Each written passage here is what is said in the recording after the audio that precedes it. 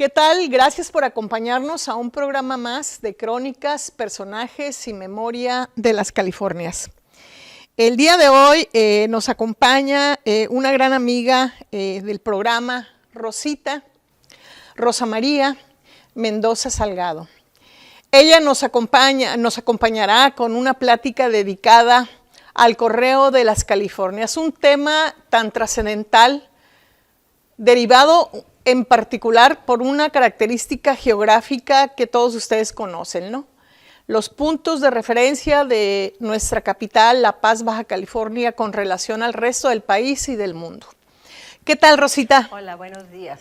Gracias. Agradecida de tu presencia en nuestro programa, que embelleces con tus comentarios, tus profundidades que haces en las investigaciones.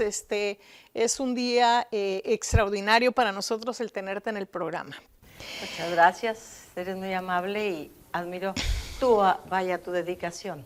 Muchas gracias, Rosita. Pues andamos en lo mismo, tratando de poder difundir la memoria de nuestros orígenes y de nuestra California, porque es importante, ¿no?, que de generación a generación tengan la información de lo que hemos sido, de dónde hemos venido y hacia dónde queremos llegar, ¿no? Así es. Y bueno, iniciaríamos el tema de hoy dedicado justamente al Correo de las Californias. ¿Por qué el correo, Rosita? Bueno, el correo es algo que ha pasado desapercibido y es algo vital para las comunidades de todo el mundo. Hablemos de nuestra California. En esta lejanía que vivimos y que vivimos en estos días, imagínate hace cuántos siglos, era desconocido absolutamente todo. Y fue por medio de esas cartas que se dieron a conocer en lo que fue el centro de la Nueva España, que era la California, la que pensaban que era una isla, la más grande de todas las islas que ellos creían que existían. Y bueno, ahí vieron la vida, cómo se manejaba, cómo fue creciendo ese linaje, ese rosario de misiones que crearon los jesuitas en 70 años, extraordinaria labor, y esas cartas enriquecieron de una manera básica para el conocimiento de nuestra historia, a pesar de que la primera carta que salió de lo que en su tiempo se llamó Santa Cruz, de Hernán Cortés, en 1535. Y la primera carta que ingresó fue precisamente la que el virrey le envía reclamándole su presencia en la Nueva España. E inicia de alguna manera que nadie de ellos se imaginó qué es lo que estaba pasando, por supuesto. De ahí viene ya después, viene el Padre Quino, que fue la primera misión, y sus cartas son una delicia porque debemos decir y confirmar que nuestra historia, Elizabeth, es tan hermosa. Claro. Lo puedes manejar y leer como una novela. Tiene una serie de personajes, situaciones y los paisajes extraordinarios de nuestra tierra. Y se fue dando esas cartas de informe hacia el interior. Por ahí empezó el conocimiento de la California por el correo. Entonces podemos decir que los inicios del correo, en particular en la península de la Baja California, inician en la colonia, en ese periodo. En el virreinato se da inicio todo. Excelente. Incluso ellos también allá lo iniciaron al mismo tiempo. ¿Y cómo verías tú cuál fue la importancia de la primera carta en la primera California y a quién y por quién fueron escritas y enviadas? Solo te la citaba ahorita. Hernán Cortés se le envió a un primo, Cristóbal de Oñate, y ahí le explicaba toda su aventura del viaje y la llegada y las peripecias que sufrieron con los guaycuras aquí. Esa es una carta importantísima que salió de aquí, de nuestra tierra. Luego llega el Padre Quino, que es pues fundamental, porque ya viene con apoyos ya virreinales para trabajar en la California. Ya se llamaba California, vamos a diferenciarlo así, porque ya estaba el nombre puesto por vizcaíno. Ya no era Santa Cruz, era La Paz. Y viene la misión de Nuestra Señora del Pilar de La Paz, mira. de la Señora de Guadalupe, en especial que él lo mencionaba así, Nuestra Señora de Guadalupe de La Paz. Después se la llegó a San Bruno y continuó entonces ya el correo de una manera constante. Perfecto. Pasan los siglos y viene entonces Salvatierra, y sus cartas son son una maravilla, que para trabajarlas en un libro, para los que nos apasiona esto, pues se van completas. Son tan extensas porque no omiten detalles, ningún detalle, nada. Pero bueno, para hacer un libro normal, que lo va a alcanzar a leer todo mundo, tienes que, con el olor de tu alma, abreviar, ¿no? Pero son unos pasajes maravillosos de él y de todos los jesuitas que lo acompañaron. Es una riqueza extraordinaria. Excelente, muy bien. El medio para entregar los mensajes en la época prehispánica, Rosita. Bueno, en la época prehispánica he platicado con algunos arqueólogos, porque tenemos pues nuestras grandes culturas antiguas, las primeras, y es complicado. Por ejemplo, de Olmecas pues no hay casi nada más que sus deidades, y lo vienen los mayas, que también dicen los grandes historiadores y arqueólogos, dicen solamente tenían un sistema de comunicación muy sofisticado. Y ahí te quedas. Pero lo que sí, que es lo más reciente, podríamos decir, fueron los aztecas. Tenían un sistema de correo perfectamente organizado, magnífico. Los painanis, los tamemes y tantos otros que tenían específica el trabajo que tenían que realizar. Claro. Y lo menciona Clavijero, y lo menciona Venegas. Era pictográfico, por decirte, lo hacían por medio de gestos, de pinturas en su cuerpo y todo, y manifestaban la guerra, manifestaban el triunfo, manifestaban las plagas, manifestaban las invasiones. De esa manera se enteraron precisamente de hora y punto en que llegó Cortés a Veracruz, con horas de diferencia. Claro. Extraordinario. Sí, vemos a los painamis en las imágenes, cómo aparecen un indígena corriendo con un legajo en la mano en ocasiones y otros no, cómo corrían leguas de una comunidad a otra para transmitir las noticias, ¿verdad? 10 kilómetros, pero había postas para poder relevar, eran relevos. Magnífico. Relevos. ¿Cómo y cuándo inicia el correo en la antigua California, Rosita? Bueno, en la antigua California inició en el interior. Inició precisamente cuando Salvatierra inicia el Camino Real, que es, según las fuentes, desde Loreto hasta cerca de Londó. Fue el primer tramo que se realizó, y él, para informarle al padre Piccolo, que estaba en la misión de Loreto, le envía con un californio de los que lo acompañaban una carta ya escrita que la llevara para informarles dónde estaban. El californio que se ofreció se quedó perplejo, porque él ya recorrió, fue el primer correo, el primer cartero, vaya, que recorre un tramo de camino hecho hasta la misión. Le entrega la carta al padre Piccolo, el padre Piccolo la lee, pero se la lee hablando ya en la lengua que estudiaban de ellos, y se queda impactado de ver que lo mismo que le decía les había dicho el padre Salvatierra, y la carta estaba hablando. De esta manera hay un sinfín de anécdotas. Esa fue la primera carta en el interior, para comunicarse con las otras misiones y en la contracosta, para poder tener todo lo que ellos ocupaban en ese inicio. En el periodo que te estoy hablando es misional. Vienen adelante otras situaciones, vamos a caminar a prisa, llega la independencia, y una de las cartas más importantes para estos tiempos es la carta con la jura de la independencia, que llega a Loreto y que trae el capitán Victorino Legazpi Sánchez, mi tatarabuelo. Excelente. Lo trae a Loreto la carta, y obviamente en ese momento estaban ya los dominicos, y 1822, y no quisieron que se leyera. Porque estaban recios, ¿no? Perdían ellos su poder, el poder. ¿no? Y se hizo, bueno, un mare magnum de problemas, ¿no? En ese momento, pero esa carta que llegó fue la que dio apertura ya en sí a la vida, de como la California que hoy conocemos.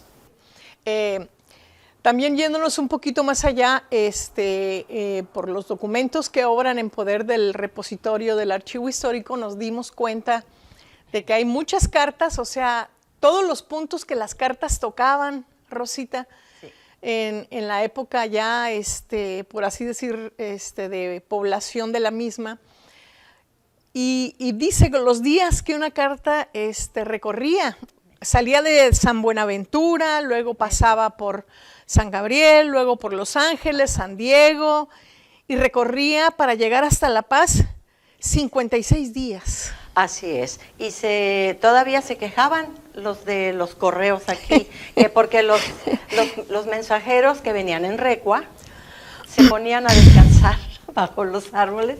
Imagínate en aquel camino tan largo, en el desierto, y los acusaban de que descansaban y se podían a jugar naipes, perdían tiempo, digo.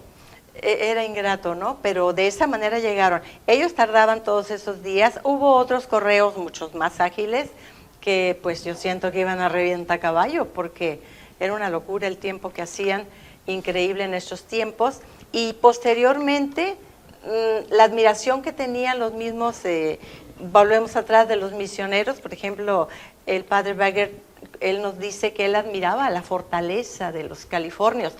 Él podía enviar una carta a la misión más cercana y podían tardar 12 horas en una recua, y sin embargo un californio se la podía llevar en 6 horas corriendo. Increíble. Él decía, si yo tuviera esa fortaleza, le daba a mi caballo que se lo comiera al californio, sí, y yo podría correr. Pero de esa manera es increíble, ¿no? Y bueno, estos son los mensajeros de más atrás. Sin embargo, todavía hasta principios del siglo XIX, hasta mediados del siglo XIX y hasta inicios del siglo XX, era infinitamente tardada las cartas. Era por medio de recuas y por decirte, si salía el mensajero a finales ya del siglo XIX del Triunfo y tenía que enviar un correo a La Paz, pues se llevaban 3-4 días con las recuas. Claro. Imagínate por dónde. Era tardadísimo todo. Y eso tiene su encanto, porque para los que amamos eso, la correspondencia, que lo vivimos, tú y yo, sí, no hay nada más extraordinario que recibir una carta que estás esperando por meses, sí, y que no te llega la respuesta, y que nos tardaba en aquellos tiempos una semana, a veces 10, a veces 15 días, en el avión. Se tardaba, porque no llegaba, se pierden, se traspapelan, se van. Aquel envoltorio tan frágil en manos de todo mundo.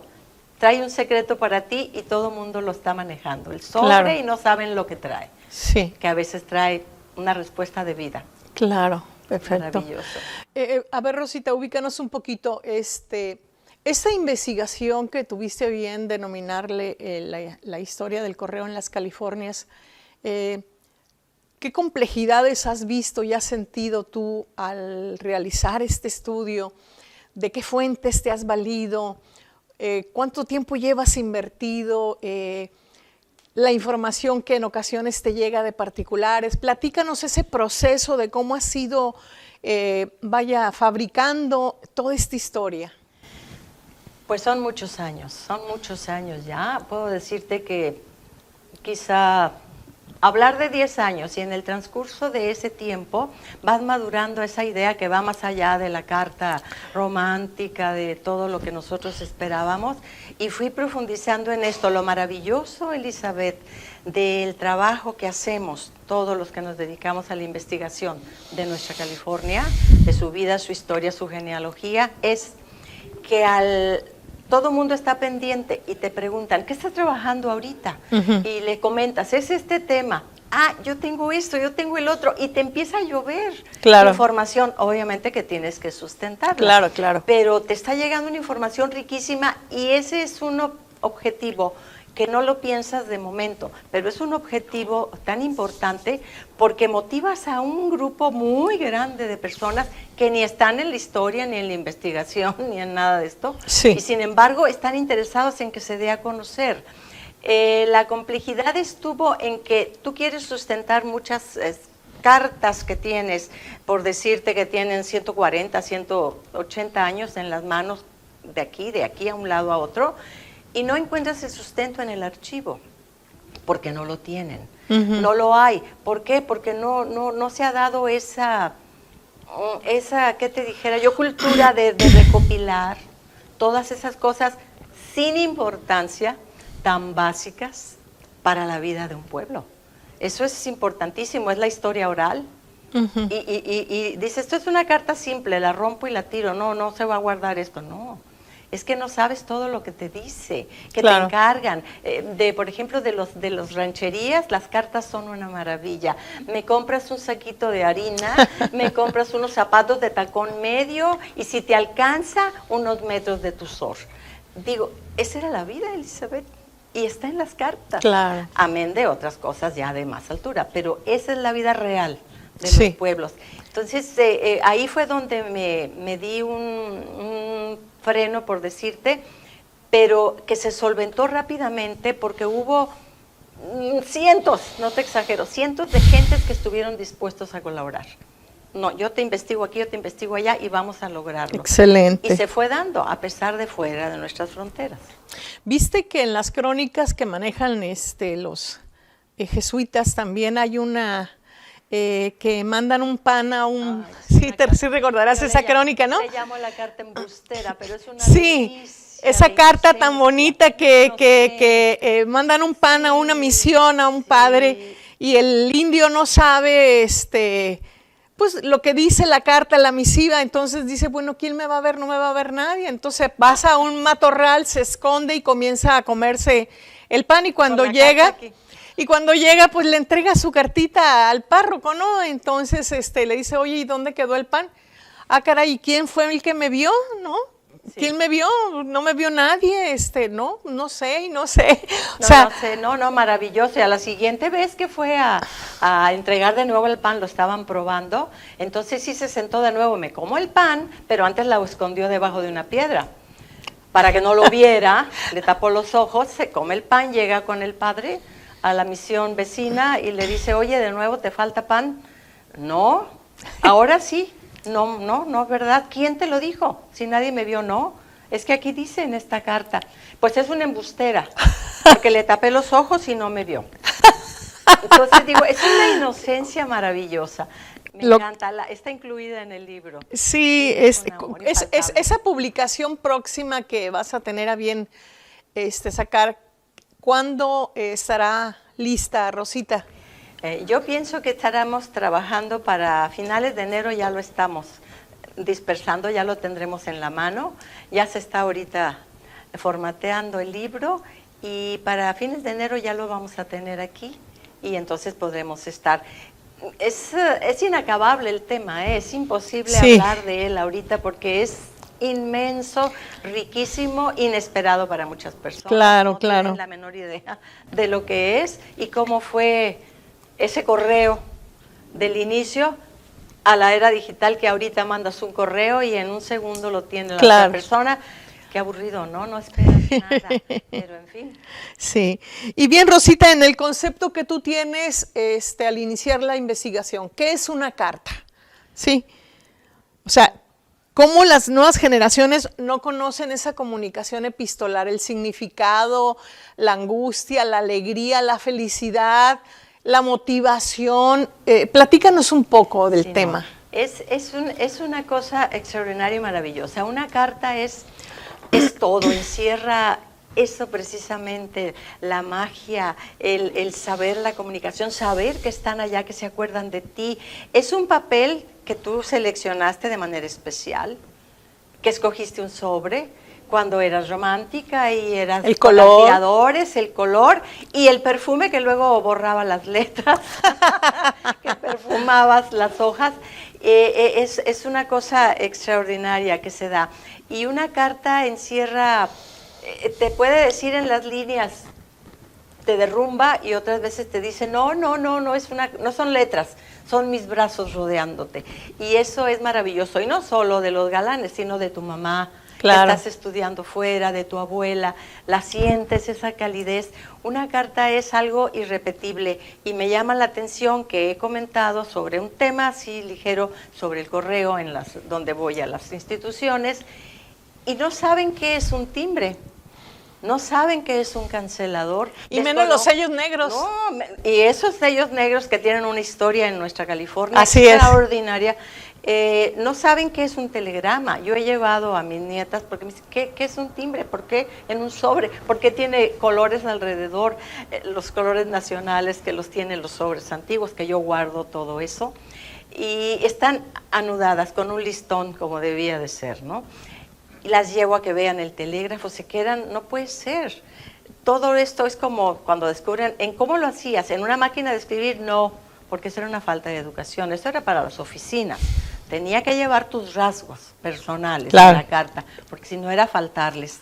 Y de esa manera van conociendo, pero una carta es todo. De repente esperen una carta, quienes me escuchen, los que no la han recibido nunca, van a ver la maravilla la emoción. que es, la emoción, la nueva vida que está ahí encerrada en ese pequeño envoltorio de papel. Es extraordinario. Sí, hermoso. Y pensaríamos, ¿cuándo inicia el telégrafo aquí en Baja California Sur, Rosy? Mira, las primeras, bueno, el boleo fue ya para finalizar casi el siglo XIX. Ellos tenían su telégrafo. Pero antes, en 1881, ahí sí vamos a hablar, del diario El Eco de California, ya daban la noticia en esas fechas de la llegada de los cables. Ya venían los vapores, el Newport, que traían tantas cosas. Estaban llegando ya los señores Hidalgo, que tenían los negocios grandes de madera, ya estaban seleccionando los postes para la telegrafía con hilos. Okay. La sin hilos pues fue posterior, ¿no? Y ya por decirte, en 1906, que me acuerdo bien, en Todos Santos ya se instaló el telégrafo, que con el primer mensaje de todas partes al presidente de la República, en ese tiempo Porfirio Díaz, era el primer mensaje que se enviaba, que salía de aquí, pero con anterioridad ya estaban funcionando en el Triunfo, por supuesto, y hay unas cosas tan bellas, ya mucho más adelante, pero quedó en funciones, que enviaban, por ejemplo, cuando ya terminó todo el movimiento minero, se quedó el telégrafo en el Triunfo, el que tenía la compañía, y de ahí enviaba la hija, la mamá, la esposa del profesor Francisco Cota Moreno, el profe Panchito, nuestro maravilloso cronista, enviaba los telegramas de voz por un teléfono de magneto de los de cuerda a San Antonio, donde estaba la máquina receptora con el telegrafista ya. Claro. Y de ahí los enviaba a La Paz. Pero cuando llegaba a La Paz, todo San Antonio y todo el Triunfo ya sabía qué decía el telegrama. Si la señora lo enviaba en viva voz en la oficina. Entonces era una maravilla todo lo que se fue dando. Y después vino otra cosa más curiosa, entró el radio, la radiocomunicación. Claro. Que eso lo ocupamos todavía los que estudiábamos cuando no había teléfono, aquí en La Paz. Todo por radio, incluso aquí a San José era por radio. Bueno, cambio, sí, te digo, y era un hablar y todo el mundo sabía lo que estabas hablando. Pero aquí en La Paz lo que empezó era con el radio que tenía el aparato, no era compañía, era un aparato de radio. Muy bien. El señor Arechiga. Ok. Y él, ese era de un barco. Entonces, cuando tú hablabas fuera de aquí, fuera de aquí por medio del radio, pensaban que La Paz, los que no sabían, era un barco. Porque estabas hablando de su radio. Muy bien. Era increíble. ¿Qué noticias recuerdas recibidas aquí en la California han sido las que han impactado? Imagínate. Que pudieras mencionarnos algunas que se han quedado en la historia de California. Bueno, aquí primeramente podemos hablar de la época, incluso la época ya revolucionaria, que fue un movimiento grande. Fue cuando se estaba ya avisando todo.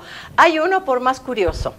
Hay un telegrama en donde eso se tiene que, pues está el documento, no sé de qué otra manera se podría sustentar, sobre el famoso corrido del Cabo Fierro. Me llamó la atención, no es una cosa oficial, es una cosa oficial en el sentido de que se lo manda el general de Hermosillo a San Ginés, aquí en La Paz, y le dice que tienen que supervisar al Cabo Fierro, porque parece que se está inclinando a apoyar a los contrarios, ¿no? A los maderistas, y lo ponen bajo resguardo. Luego, después, nosotros sabemos por el corrido que se dice el 15 de mayo, y en otro telegrama que existe, de lo que les va a encantar esto a la gente, que nos lea, dice que avisan que Leocadio Fierro murió el 14 de mayo. Sale el telegrama de La Paz. Entonces son cosas que, y dentro de esas, pues una serie de situaciones oficiales que están muy documentadas en cartas, en telegramas, en oficios, en minutas, en mil cosas que contiene el libro. Ah, ok. Sí, lo contiene ahí toda esa información. Hay una secuencia de cartas, porque eran cartas y los oficios llegaban por carta, no de otra manera. Sí, hay una carta, la que es el documento más antiguo que tiene el Archivo Histórico de 1735, por ahí así, que es una carta que hacen los misioneros a la corona del estado que guardaba, y está palografiada, detalla perfectamente bien el informe, y es el documento más viejito que puedes encontrar ahí. 1700, sí, antes de la salida de los jesuitas. Sí, por supuesto. Sí, está ahí. Está también incluida. Qué interesante esas noticias, ¿no? Ya la están dando a conocer ampliamente. Claro. Y los medios, Rosita, que se valieron para trasladar la correspondencia, ¿cómo salían de aquí en diligencias? Porque tú lo has mencionado, las diligencias, ¿no? Claro, es una cosa extraordinaria. Mira, el Camino Real, las veredas primero de los nativos se convirtieron en lo que fue el Camino Real, por donde se comunicaban. Posteriormente pasó ya por la necesidad de tener ya un transporte más amplio, no la mula ni el caminante, a hacer brechas. Esa etapa es extraordinaria porque ya está hecha a base de esfuerzo humano, vaya. Eran por medio de recuas, ahí llevaban mercancía, llevaban la correspondencia, la aventura de estar varios días por la sierra, si les llueve, si les serena, protegiendo en las valijas de cuero. Todo esto era una maravilla. Posteriormente ya al inicio del siglo XX vienen los carros modelo T, que era otra aventura, y también mis respetos, el hule, me han comentado los coleccionistas de autos, porque se involucraron todos en esto. Excelente. También los coleccionistas de carros antiguos han aportado maravillas. Era de caucho duro, no tenía la cámara que tenían después. Y luego los ejes de los rines eran de madera. Claro. Imagínate caminar por aguantar las la brecha, las piedras, la arena, todo. Bueno, era una aventura. Y posteriormente ya entró el modelo A, que ya tenía rines como los de las bicicletas más estructurados, y llegaban, ¿no? Y luego viene la etapa que ya nos tocó vivir a mediados del siglo XX. Extraordinario. A los que nacimos en esa época, yo nací el 49, entonces me tocó poco a poco irme enterando de todo esto. Ya lo viví en los 50 y casi 60, todavía existían esos choferes californios. Sí. Que les digo yo que tienen temple de acero. Así es. Son extraordinarios, se van a encantar de ver. Logré entrevistar a 9 de ellos. Que todavía viven. No, ya se me fueron 3. Ok. 3 los más grandes. Pero con una claridad y precisión de metros y de kilómetros y de brechas, es que rehacían la brecha, porque se borraba.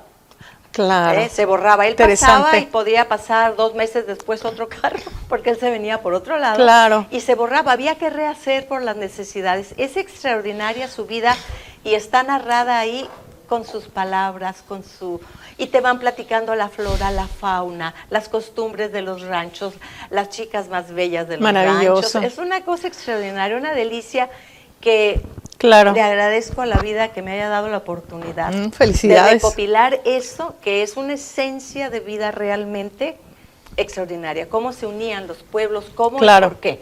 De dejar el carro, ya Ford, Chevrolet, los grandes de redilas, embarcados en el lodo. Claro. Los dejaban embarcados en el lodo. Podían quedar hasta 3 meses, Elizabeth, hasta que se secara el barro para podérselo quitar. Continuar. Y ellos, mientras tanto, tenían otro. Y eran de ellos. El correo los contrataba a ellos, chofer. Pero él ponía su carro. Excelente, Rosita. La verdad, emocionada, extraordinaria tu plática respecto a la investigación que estás desarrollando. Sin duda, solo aquel que no trabaja no se equivoca. Te felicito. Creo que has incursionado en algunos temas muy originales, muy nuevos, que nos dan y nos brindan de veras una visión distinta de la historiografía de Sud California, los estilos y las maneras de cómo se investiga, muy distinto a lo que es la academia. Es otra cosa que no se vincula con las fuerzas vivas de la comunidad, justamente de los sentires, de la presencia de los que han sido personajes, historias, ensayos, entrevistas, y te felicito porque de una manera u otra son diferentes estilos de hacer la historia y que hemos tratado poco a poco, cada quien desde sus ámbitos en lo que le corresponde, hacer investigaciones incorporando estos temas, sobre todo lo más importante, vinculando a la sociedad. Claro.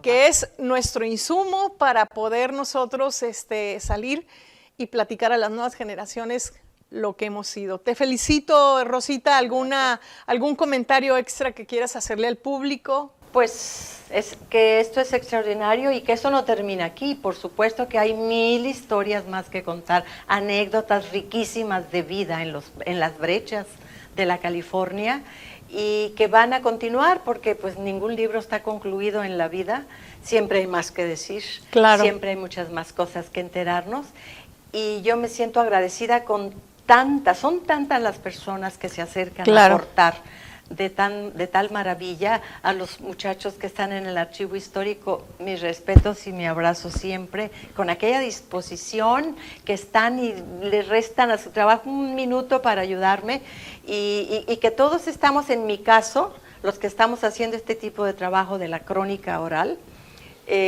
pues como tú dices, sin academia, como te digo, pero es que es la vida real, y dicen los grandes investigadores y los grandes historiadores, que la historia se hace escribiendo. Así es. Escribiendo, y si no la dejas escrita, pues no existe. Es una simple charla entre un ciudadano y otro que vienen a pie, no se necesitan marcos, referencias, nada. Preámbulos. Perfecto, Rosita, agradecida, y agradecemos infinitamente la logística de apoyo, como siempre, al Museo Regional de Antropología e Historia, y por supuesto a quien dirige el museo, al doctor Luis Trasviña Moreno. Muchísimas gracias y hasta pronto.